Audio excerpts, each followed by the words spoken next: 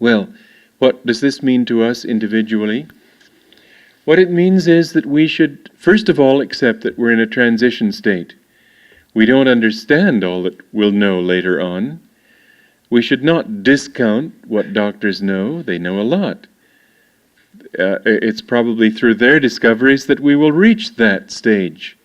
It isn't as if engineers had suddenly muscled into the whole poetic scene and said, "Get out of the way, you guys, we're going to write poetry for you," and that's how free verse got written. It was the poets who discovered that, no, there were newer and better ways of writing poetry. Or at least, newer. It's not always better. Yes, the doctors are doing their best to learn, and it's bound to come through their knowledge. But it will come, I think, through a fusion of their knowledge and something else. Because we've got different disciplines that are converging on a single point. And so, it's not a mistake to think that it's also going to come from those who are on the spiritual path, those who are aware of the action of energy, the action of consciousness upon the body, and so on, and that these two fused together are going to produce the new discoveries.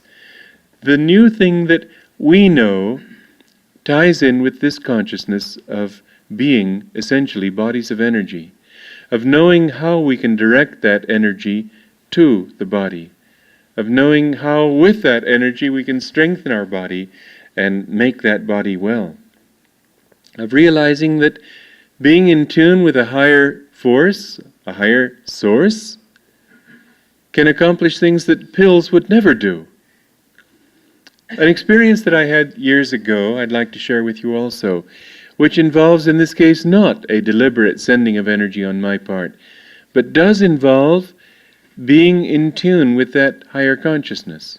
I don't like to pray for myself. Even thinking about my heart, I'm doing it because I know it may be helpful to a few others for me to be around, and to the extent that it might be helpful, I might as well hang around.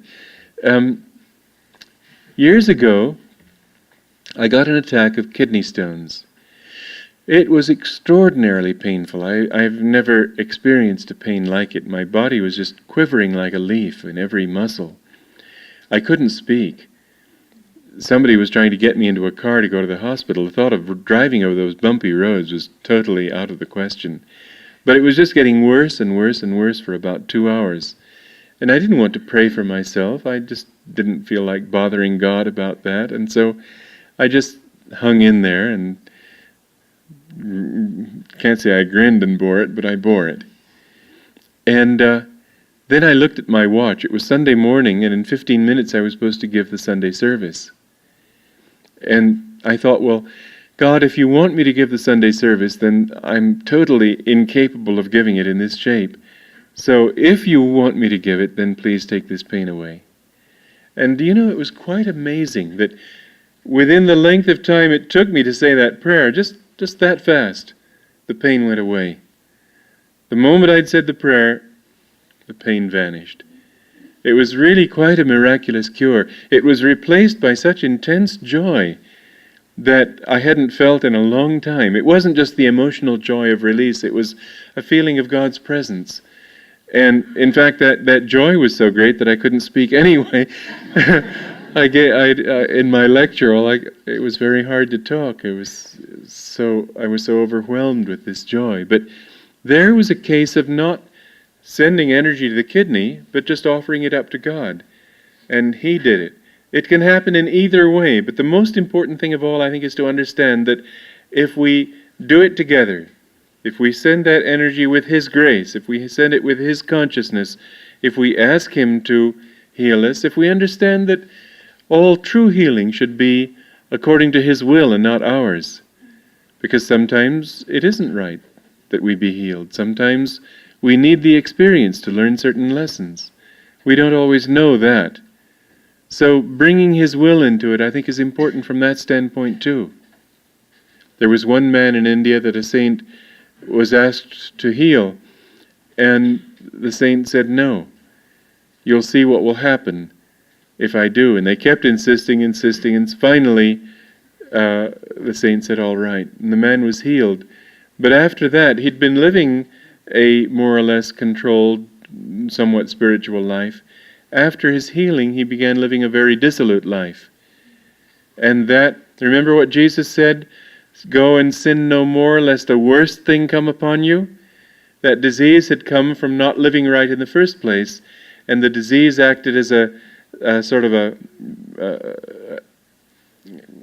an impediment, a curb on his activities, and when the disease went, there was the danger that he'd fall right back into it. That's what happened with this man, that those actions were not possible to him as long as he was unwell, and the fact of being unwell in his case was a blessing, because gradually he was working out that thought, and finally he would have been able to be well and not go back to those things that caused it in the first place. Sometimes disease is good. We always think it's bad. But even as with fever, they used to try to break fevers. Now they've understood that sometimes fever is a very wholesome part of the body's self-curing mechanism. And they even try sometimes to induce fever in order to heal people. Well, in that same way, disease, illness, these things sometimes are a natural process of the psyche in its effort to cure itself of sin, of delusion, of various kinds of error. And so it would be very wholesome for you to not just will it with your will, but if it's God's will, let this be so. And if not, it doesn't matter. It doesn't matter. What's most important to you is who you really are, not your body, but your soul. The most important thing that you really have to live for is your own spiritual growth. If you grow in God, when this body goes, you'll go on growing. But if you've only grown physically, you've only created a beautiful mausoleum, that's all. A whited sepulchre, Jesus used to call it. So the most important healing of all is the healing of your consciousness. Learn to change your attitudes, because very often they are responsible. In fact, you might even go so far as to say that in the last analysis they are always responsible for anything that goes wrong with you. Yes, even the accidents that you have. There's something that you're putting out that attracts those things. The most important thing of all is your attitudes. But again, if you put energy into that, and that's a whole different subject, you can change yourself on those levels too.